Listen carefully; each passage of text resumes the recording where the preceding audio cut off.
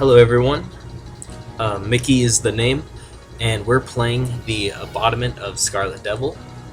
So I'm going to do a let's play of the extra stage, but as opposed to a traditional let's play, my goal here today is to perfect it, meaning I'm not going to die or use any bombs, but importantly I want to try and explain to you everything that I'm doing, mainly for people who haven't even cleared the stage yet, or who are trying to perfect it themselves, or maybe just for people who are trying to pick up a couple of pointers.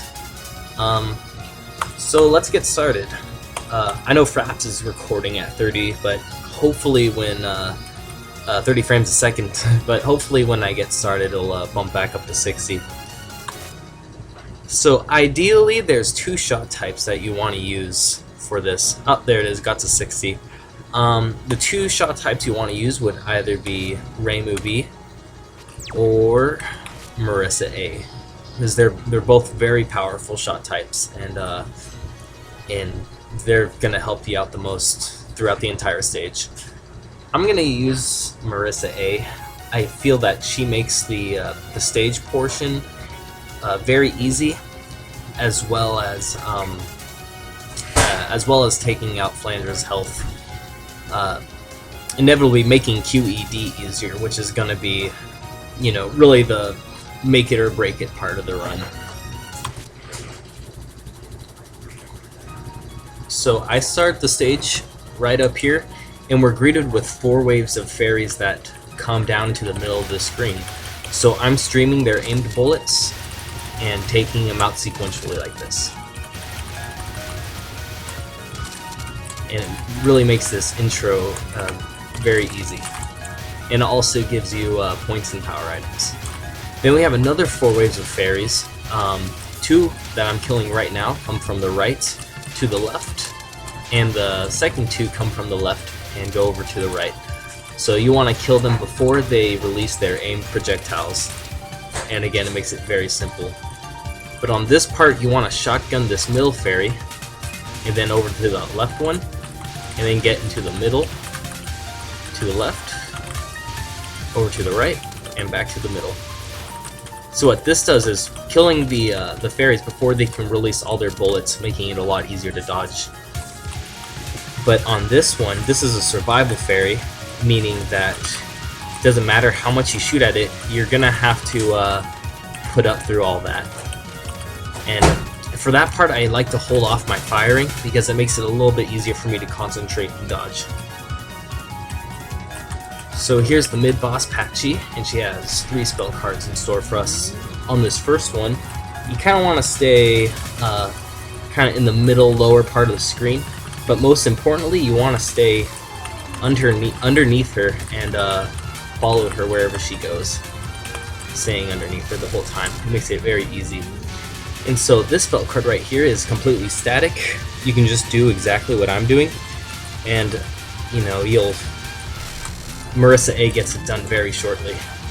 And on this one, you just need to stay under the boss and dodge the best you can.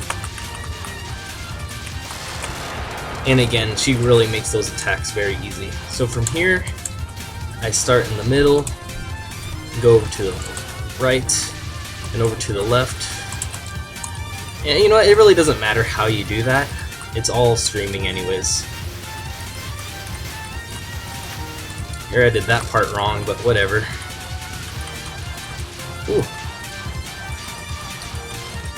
In this clusterfuck, we have a lot of random bullets, but there are these white streams that see those that are aimed at you. And so you eventually want to get into this corner, let it all fire, and dodge what you can.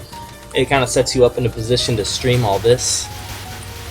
Oh, by the way, what I did was like kind of a systematic way that I figured out really helps you get through the last part of those books, is when I go from here in the bottom right part of the screen, let everything fire or stream, and then you move to the left and kind of dodge it all there. For about 8 out of 10 times, it really seems to work pretty well that way. it makes it very doable. So now, enough talking, we're here at the actual boss, MarisaA Scarlet, who is the sister of the Stage 6 boss, MarisaA Scarlet, and she's basically been trapped down here for 495 years. And not too much to say about it, other than we're gonna go kick her ass and have a perfect Flanger battle.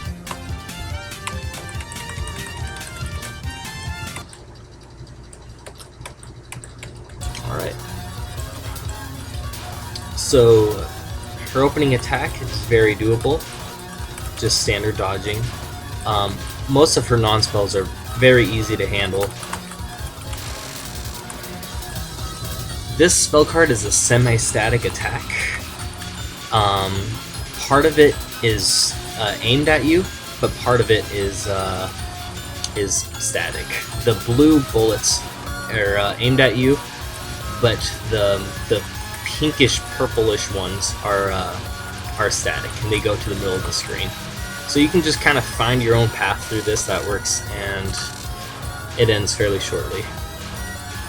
This is a bit one of her trickier non-spells, but it ends really quickly just because it's so dense. This spell card is completely static. Again, just find a simple path that works for you and do it over and over again. And you can end it right there. Now we're already on her third non-spell, and probably one of her easiest. Actually, sorry, her last one's the easiest. Four-of-a-Kind's a tricky spell card, because there's 4 of her, and you want to just ice-like to stay here in the left part of the screen. And those green and blue bullets are aimed at you.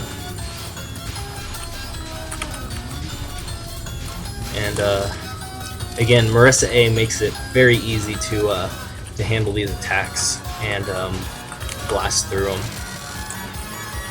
So Kagome is a bit random and can wall you in sometimes, but this is what's up. So she shoots out 2 balls that are random, and then on her second one, second and third blasts, the second wave of bullets are aimed at you. See, like right there, 2 random ones, 1 random, 1 aimed, 1 random, 1 aimed. And sometimes she likes to hide from you, making it very hard and making that spell card last longer than it should, but she made it pretty easy on us. Alright, Maze of Love, probably one of my, well, you know what it is, it's my favorite spell card in this game, and it's completely static. And with MarisaA, you only need to go around it twice. Once counterclockwise and the other clockwise, and you can hold it off and end it right there. So now the non-spells are picking up difficulty, but as long as you stay underneath her, it all goes by pretty quick. Sarbo Break is a terrible card in my opinion. Just how clippy it is.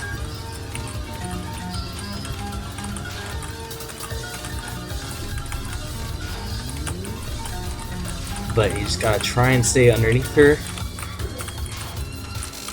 And that worked out very well for us. This is the second to last spell card. And be a little tricky. Ooh. I'm also getting a little nervous. And of course she keeps moving around a lot, so making it very hard. This one, the safe spot is here in the bottom right part of the screen.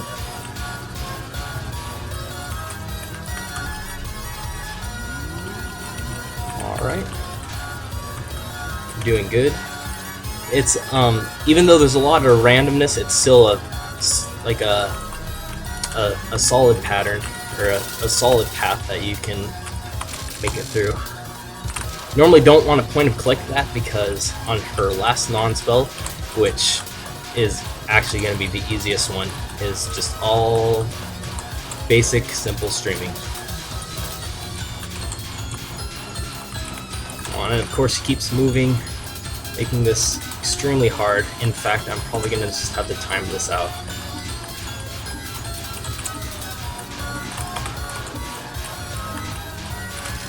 Alright, there we go. I got it the last second. On this spell card, it's another static one, so you just... Well, the gears are static. The red bullets are aimed at you. So, end it right there. And now we've made it to the survival card,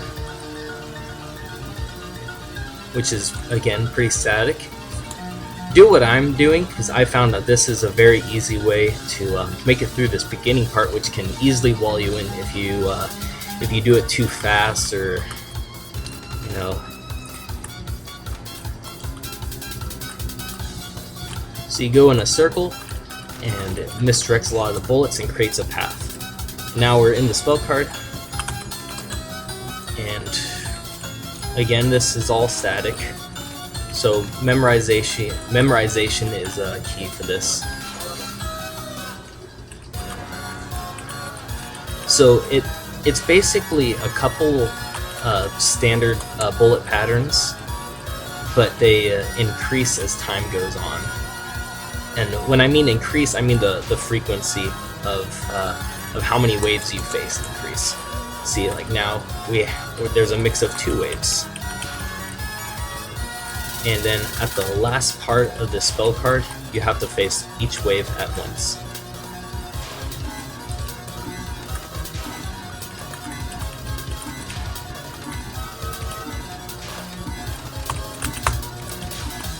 Alright, here we are at QED. Whew. So, QED is just all, no real trick to it except for dodging. A little nervous right now, but hey, you know what? I got a trick for you guys. Now, this is something that that professional Toho players use, or the super players, whatever you want to call them. This is a secret that they've really kept between themselves, and I'm actually going to disclose it for you today. And what this secret is, it's a secret solely for capturing QED. And so when you're about maybe a quarter inch, you know, from killing her, the health bar, when the going gets tough and when it's really dense, you yell pork chop sandwiches continuously. So you say pork chop sandwiches, and you yell it, and you achieve victory. So let's be victorious here and capture QED. So remember, pork chop sandwiches.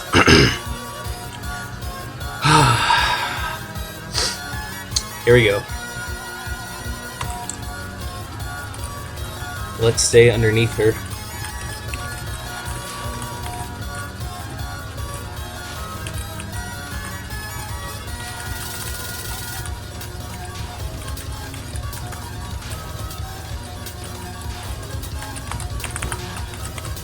Pork chop sandwiches, pork chop sandwiches, pork chop sandwiches, pork chop sandwiches, pork chop sandwiches, pork chop sandwiches, pork chop sandwiches, pork chop sandwiches, pork chop sandwiches, pork chop sandwiches. That's what I'm talking about. Pork chop sandwiches. Okay. There we go, guys. A let's play of an Embodiment of Scarlet Devil extra stage. No deaths, no bombs.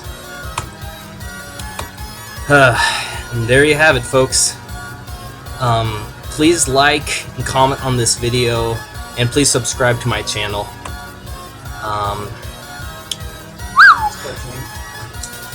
Let's see here. What else should I say? Yep. You guys have a nice day.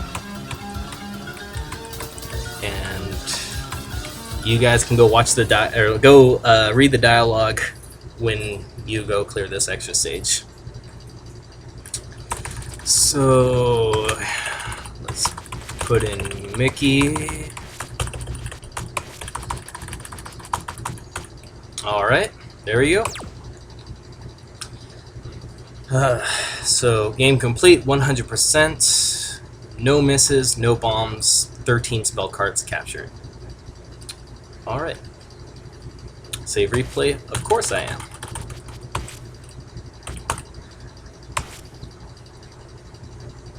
Cool.